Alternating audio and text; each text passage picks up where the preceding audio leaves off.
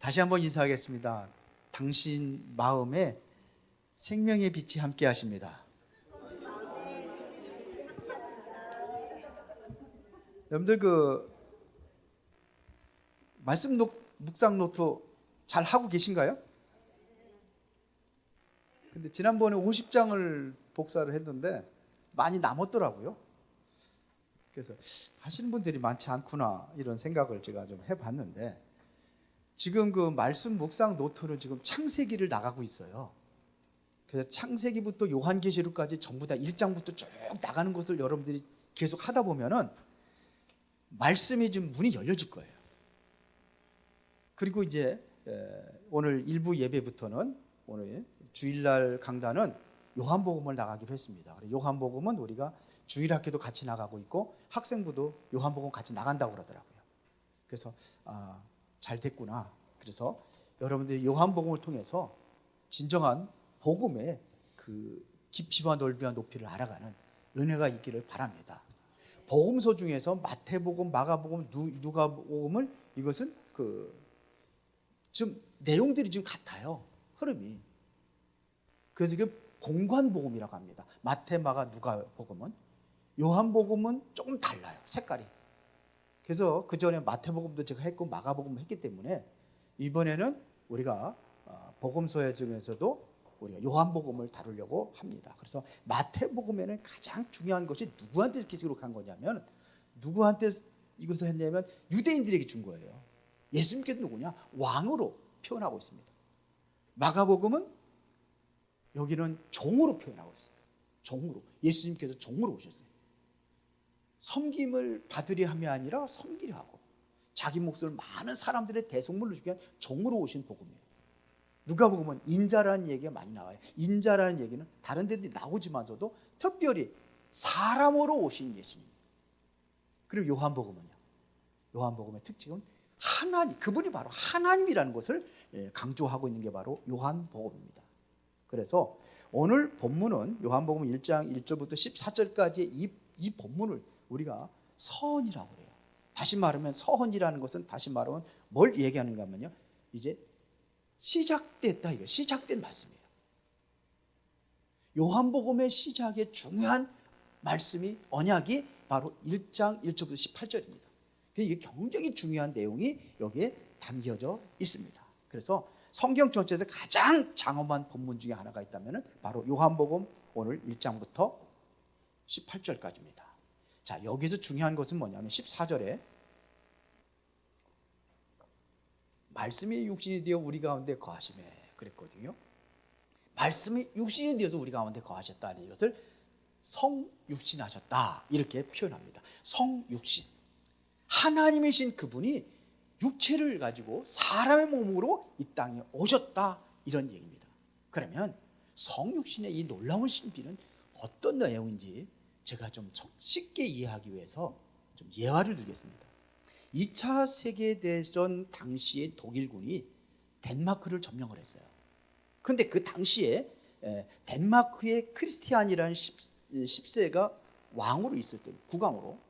그런데 이 사람이 매일같이 아침에 호위병도 없이 그러면서 덴마크를 어디가 됩니까? 거기를 잡고 매일같이 거기를 돌아다니는 겁니다. 호위병도 없이 홀로. 이것을 보고 있던 독일 장교가 놀라서 물었어요.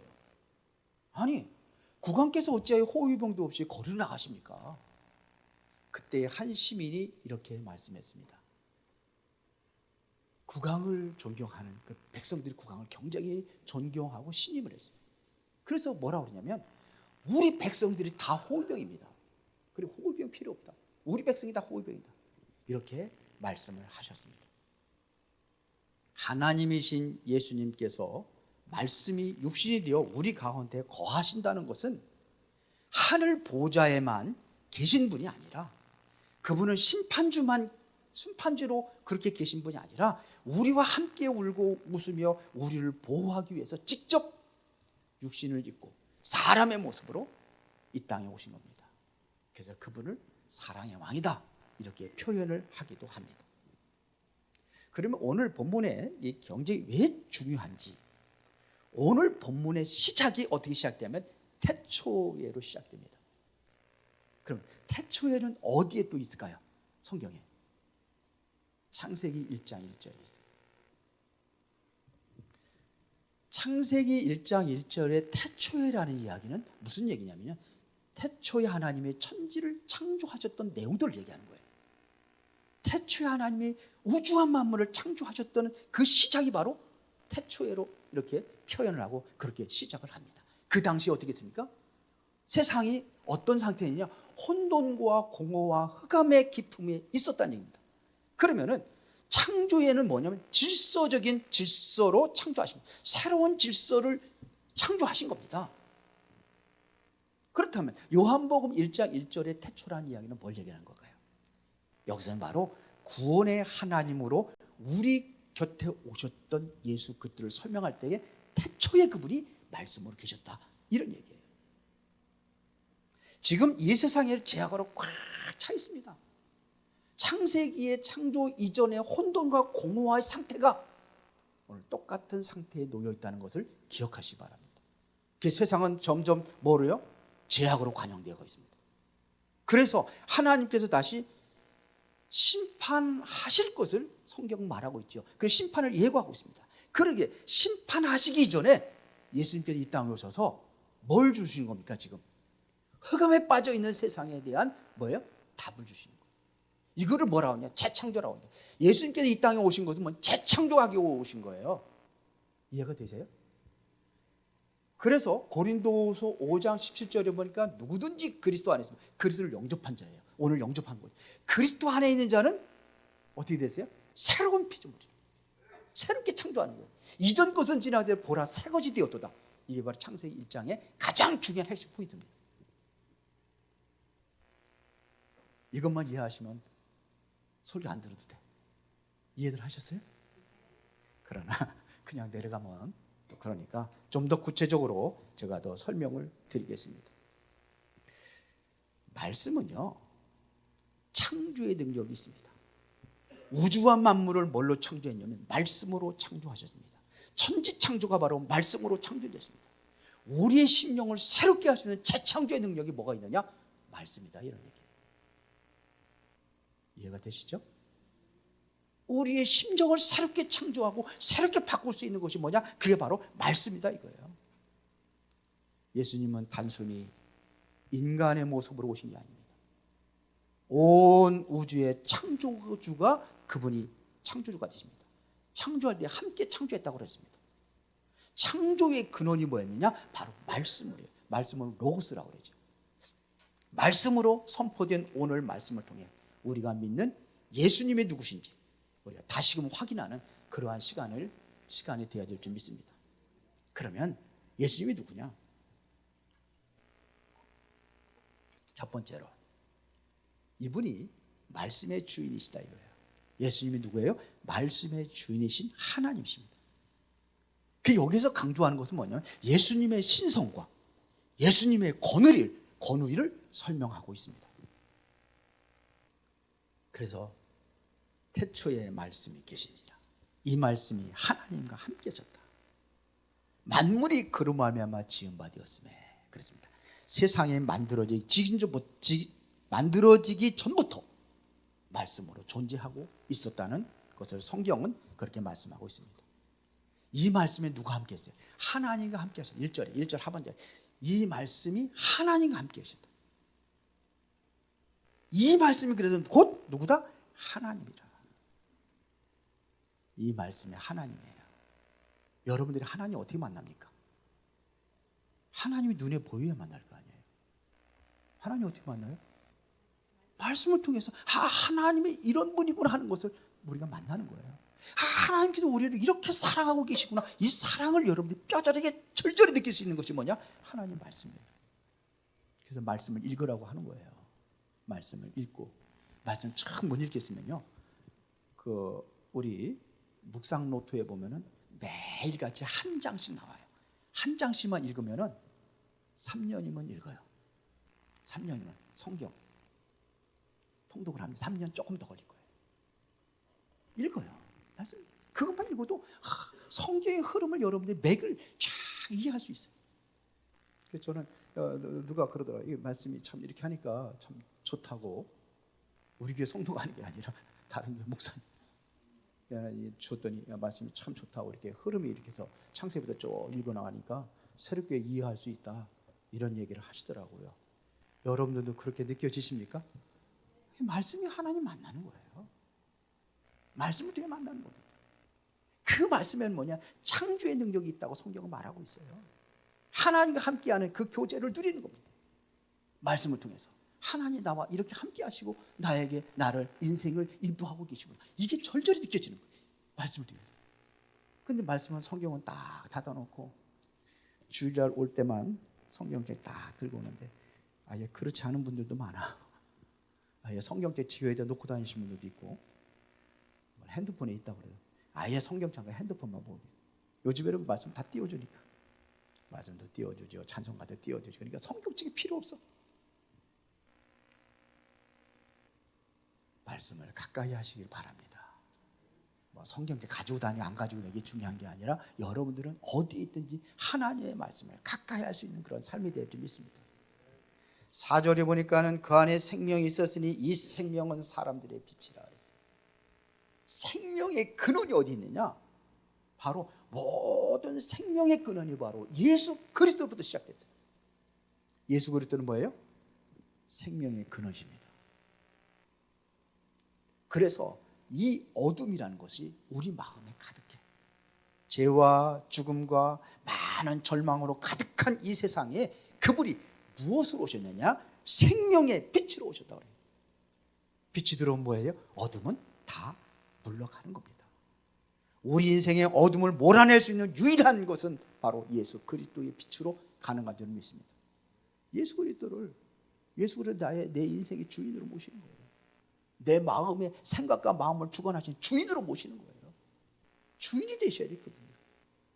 내 생각을 앞세우는 게 아니라 그리스도의 하나님의 말씀을 앞세울 때 우리는 그분의 주인으로 우리는 그렇게 모시고 살아가는 삶이 되어야 될 줄 믿습니다. 자, 19세기 말에 보면요, 헬렌 켈러라는 사람이 있어요. 이 사람은 보지도 못하고 듣지도 못합니다. 그래 완전히 어둠 속에 갇혀 있어요. 그러니까 보지도 못하고 듣지도 못하니까 어떻게 해요? 말씀 전혀 말도 못하는 거죠. 뭐 하나 전혀 처음부터 그렇게 살았다고 여러분 생각해 보세요. 글도 몰라요. 얼마나 그 심령 속에 어둠으로 가득 차 있겠습니까? 오늘날 세상이 그래요. 그에게는 완전히 세상은 혼란과 공허 속에 있는 겁니다. 이때 그를 위해서 헌신했던 사람이 있어요. 앤 설리번이라는 선생님이 있었습니다. 처음에 이 사람은 어떻게 일깨워졌냐면 뭘 얘기가 통하죠. 글을 통해 안 통해요. 그때에 수도꼭지에다가 손에다가 W A 하나씩 적어요. T E R 이게 워터 물이라는 뜻이잖아요. 근데 그것도 모르죠. 그거를 계속 반복하면서 워터라고 써주고서는 수돗물에다가 대는 거예요. 이게 무슨 뜻인지 모르잖아요. 근데 계속 반복을 하면서 그 사람에 느껴진 것이 뭐냐면 워터라는 깨달은 거예요. 이게 실제 이게 뭐예요? 워터라는 다시 말하면 우리가 말하는 로고스의 말씀이에요. 글이잖아요. 글. 말씀이에요. 그리고 물이라는 걸 깨닫는 거예요. 차가운 것이 물에 닿을 때 거기서 신비를 느껴지는 거예요. 이게 생명을 깨닫는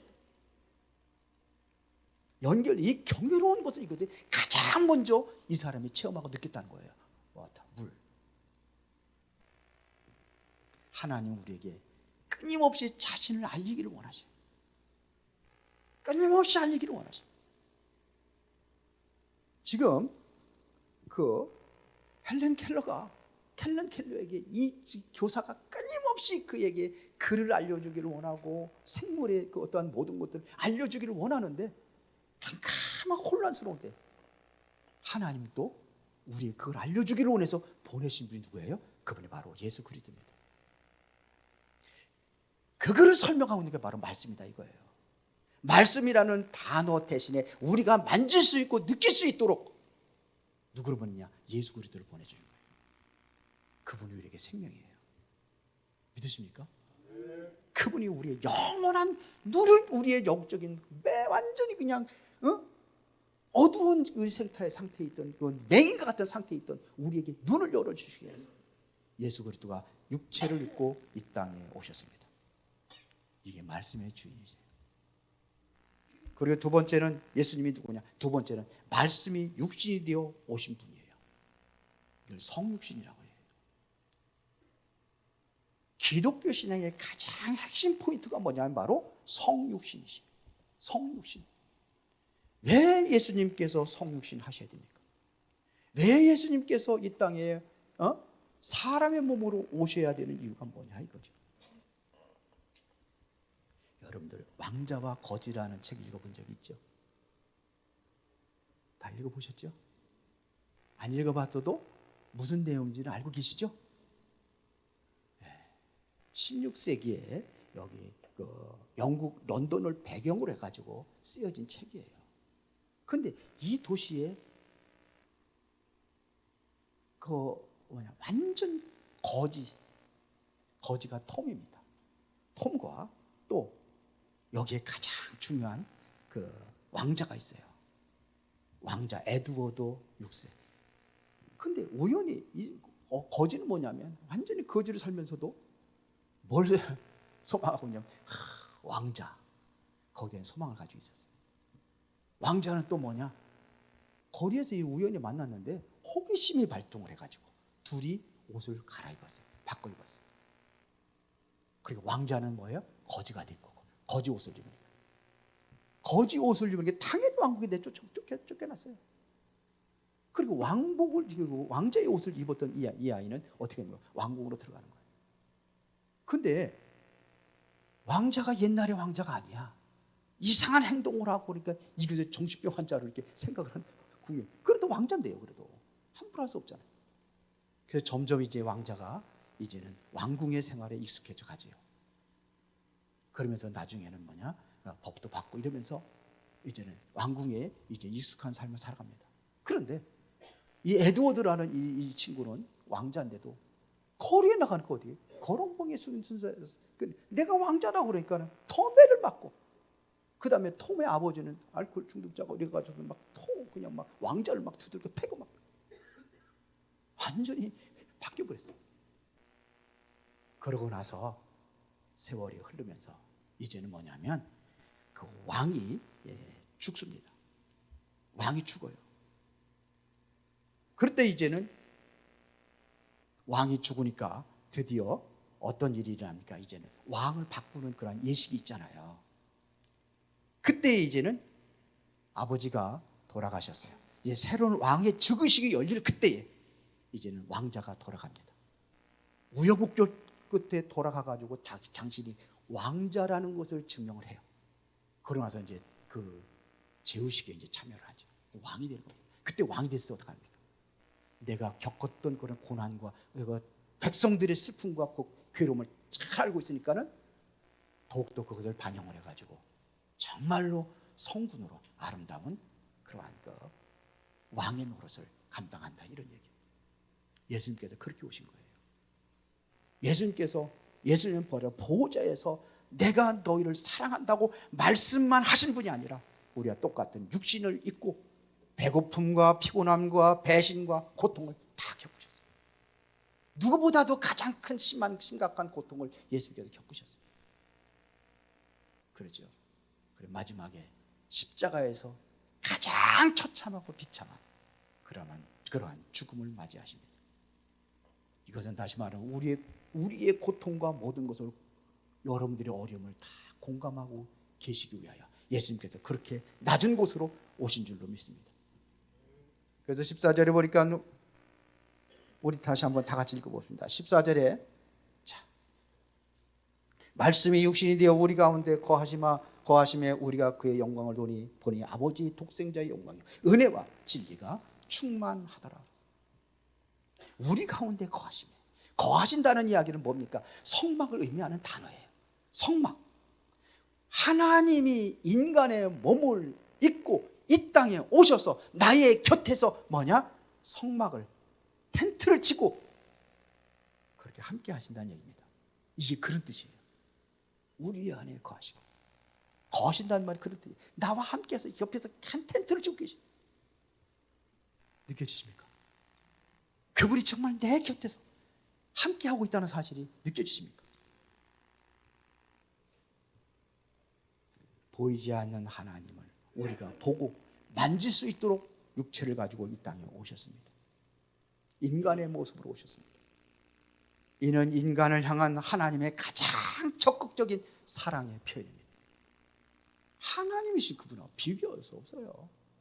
세상에 대통령만 내더라도 그 권력 안에 있으면 내려오기 싫어한다고 그러잖아요. 그걸 체험하면.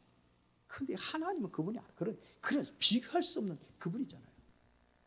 하나님은 그분이 우리의 고통 가운데 오셨다는 사실은 진정으로 우리를 그렇게 사랑하신다는 최고의 사랑의 표현인 줄 믿습니다. 그러면서 뭐가 되느냐? 은혜와 진리가 충만하더라. 14절에 은혜와 진리가 충만하더라. 이것은 다시 말하면 율법은 우리를 정죄하지만 은혜와 진리는 우리를 자유케 한다는 얘기입니다. 그래서 우리가 어떻게 구원받았어요? 은혜로 구원받았잖아요. 에베소 2장 8절에 보니까 너희가 그 은혜를 인하여 믿음으로 말미암아 구원을 얻었나니 이것이 너희에게서 난 것이 아니요 하나님의 선물이라. 우리는 은혜로 구원받은 거예요. 그리스도의 은혜로 구원받은 겁니다. 하나님의 사랑의 그 은혜로 우리는 구원받은 겁니다. 그 은혜 속에서 우리가 예수 그리스도가 믿어지게 하시고 예수 그리스도 내 마음의 구주를 영접하게 하시고 그래서 그리스도의 생명을 우리 안에 갖게 하시고 이래서 우리가 구원을 받은 겁니다. 이게 바로 은혜예요. 은혜가 충만하신 분이 바로 예수 그리스도. 그 다음에 진리가 충만하더라. 진리는 뭡니까? 요한복음 8장 32절에 보니까 진리를 알지니 진리가 너희를 자유케 하리라. 예수 그리스도의 은혜로 우리가 구원받은 백성들에게는 예수 그리스도의 진리를 깨닫게 하시고 그 진리 안에서 우리가 자유로운 거예요. 자유라는 얘기는 우리가 마음대로 죄짓고 살라는 얘기 아니잖아요. 그 자유는 무슨 자유를 얘기하는 겁니까? 죄에서 자유를 얻게 하면 되죠. 죄에서 자유를 얻은 거예요. 죄에서 완전히 해방된 겁니다. 죄의 사슬에서, 죄 새 사슬에서 우리가 완전히 해방된 거예요. 여러분들은 그래서 구원받은 하나님의 백성이 된 겁니다. 거룩한 백성이 된 겁니다. 왜? 죄를 용서받았기 때문에. 진리를 알지니 진리가 너희를 자유케 하리라. 그 다음에 세 번째는 하나님의 자녀를 회복하신 분입니다. 우리에게 하나님의 자녀의 권세를 회복하셨다는 겁니다. 이게 우리에게 가장 큰 응답입니다. 이 마지막 대지 10절부터 13절에 보니까 이건 가장 위대한 소식에 대한 우리의 반응이에요. 그러면 이것을 우리가 어떻게 되냐? 이런 분이라는 것을 그리스도가 우리의 생명으로 오셨다는 것을 하나님의 은혜로 우리를 사랑 가운데 우리를 불러주셨다는 것은 이것은 바로 최고의 은혜인데 우리의 반응이 중요하죠. 우리가 여기에 어떠한 반응을 보여야 되냐. 11절에 보니까는 자기 땅에 오매 자기 백성이 영접하지 아니하였으나 그렇게 표현합니다. 자기 땅에 오매 영접하지 아니하였으나 세상은 창조주가 되신 예수 그리스도를 알아보지 못했다는 얘기입니다. 그러나 그러면서요 영접하는 자 12절 곧 그 이름을 믿는 자들은 하나님의 자녀가 되는 권세를 주셨다. 성경은 이렇게 말합니다. 영접하는 자. 사람들은 몰라요. 모르니까 영접하지 않은 거예요. 그분을 받아들이지 않은 겁니다. 안 믿을 겁니다. 켄터키주에 보면 마모스 동굴이라는 것이 있대요. 세계 최고의 큰 동굴이 뭐냐? 이 마모스 동굴이에요. 그 동굴 그 길이만 해도 686km예요. 그 서울서 부산 몇 킬로예요? 그 동굴이 그렇게 엄청 길이 크다. 거기는 뭐냐? 강이 흘러요. 강. 그 안에는 그 정도로 큰 동굴이에요.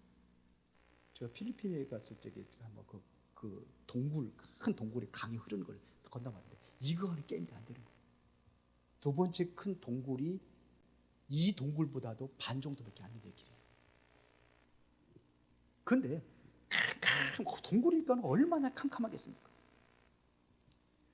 거기에는 물고기들이 있는데 이 물고기들이 보면 눈이 태화됐대요. 그러니까 이 물고기들은 전혀 빛이 없는 곳에서 대를 이어서 살다 보니까는 눈의 기능이 완전히 상실돼 버린 거예요. 그래서 물고기에다가 빛을 발하면요, 감각이 없는 거죠. 오히려 숨는데요. 빛을 모르니까. 세상 사람들이 그런 거예요. 예수님께서 이 땅에 빛으로 오셨는데 전혀 거기에 대해서 이 감각이 없는 거예요. 죄로 관영된 이 세상에 예수님께서 빛이 오셨습니다. 그러나 사람들은 자신의 죄가 드러날까 봐 빛을 거부하는 거예요. 그 빛을 영접하는 자에게 하나님의 자녀가 될 권세를 주신다고 했는데 그거를 거부한단 말입니다. 그러나 여러분들이 예수 그리스도를 믿고 여러분들이 거부하지 않고 여러분들이 마음에 받아들였다면, 이 사실을 믿었다는 것은 여러분들에게 최고의 축복의 은혜가 임한 줄로 믿습니다. 이거보다 더 큰 은혜가 어디 있습니까? 재창조의 역사를 이룰 거예요. 하나님의 자녀가 되는 권세. 이것은 혈통으로나 육정으로나 사람의 뜻으로 하지 않았다고 했습니다. 오직 하나님의 뜻으로 났다고 했습니다. 믿어지십니까? 하나님의 난 자들의 그 특권이 뭐냐면, 하나님을 직접 만나본 사람은 없지만 품속에 계신 독생자이신 하나님 예수님을 통해서 우리가 그 구원을 이루고 그분을 내 삶에서 나타내는 삶을 살아가는 겁니다. 우리는 예수 그리스도를 통해서 하나님 아버지를 만날 수 있었다는 사실입니다. 예수님 다 믿으시죠? 안 믿으신 분들이 있어요? 다 믿으시죠? 그럼 최고의 신부와 권세를 여러분들이 소유한 겁니다. 이게 가장 기독교의 신앙의 출발이에요. 어디서 설명하고 있냐? 요한복음 1장에 설명하고 있다는 겁니다. 오늘 본문에서 이것을 설명하고 있다는 얘기입니다. 이게 얼마나 소중한 말씀입니까? 요한복음의 서원이에요. 요한복음의 가장 그 서두에 든 말씀. 그러면 이제 여러분들은 어떻게 살아야 됩니까? 결론입니다. 2차 세계대전 당시에 한 섬에 등대지기가 있었는데 기름이 떨어져 불을 밝히지 못하는 거예요. 기름이 떨어졌어요. 그래서 마을에 온갖 잡동사니와 기구들을 불로 태워버립니다. 그래서 그 빛 덕분에 많은 군함이 암초를 피할 수 있었다고 합니다. 세상은 어둡습니다. 그래서 이 세상에 참빛으로 오신 분이 바로 누굽니까? 예수 그리스도십니다. 예수님께서 여러분들 안에 들어오시면은 우리 인생의 잡동사니 같은 모든 아픔과 고난조차도 다 세상을 밝히는 그러한 도구로 쓰임받게 될 줄로 믿습니다. 그리스도 안에 있다면. 그리스도 안에 있습니까?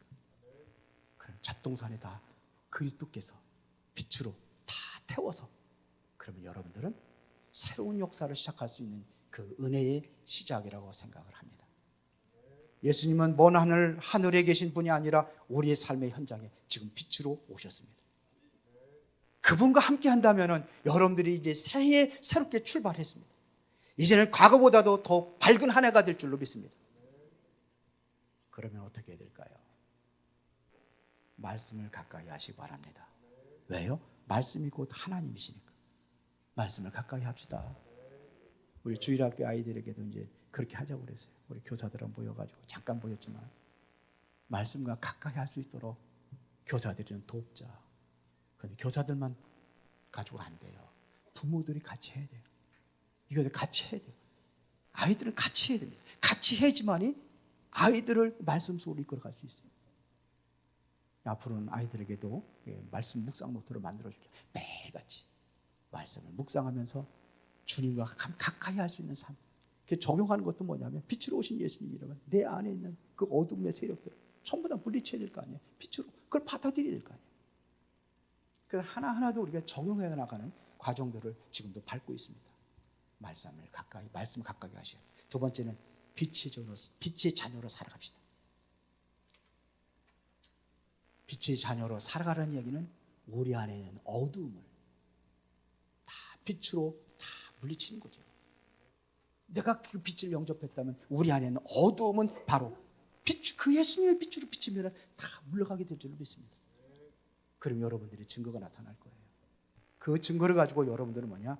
은혜를 유통하는 자가 되라. 세 번째, 전도하는 자가 되라는 얘기입니다. 우리가 받은 은혜 위에 은혜를 이웃에게 전하는 증언자로 서라는 얘기입니다. 세례 요한이 예수님을 증언한 것처럼 우리도 그런 증인으로 여러분들이 쓰임받을 수 있기를 예수의 이름으로 축원합니다. 전능하시고 살아계신 아버지 하나님께 진심으로 감사를 드립니다. 생명의 빛으로 오신 예수 그리스도를 통하여 우리에게 영원한 생명을 회복하고 주님께 큰 영광을 돌리는 삶으로 인도하여 주셔서 이제는 마지막 때까지 주님의 영광의 빛을 발하는 그 사명을 감당하기를 원합니다. 주의 성령의 충만함으로 함께 하시고 역사하여 주옵소서.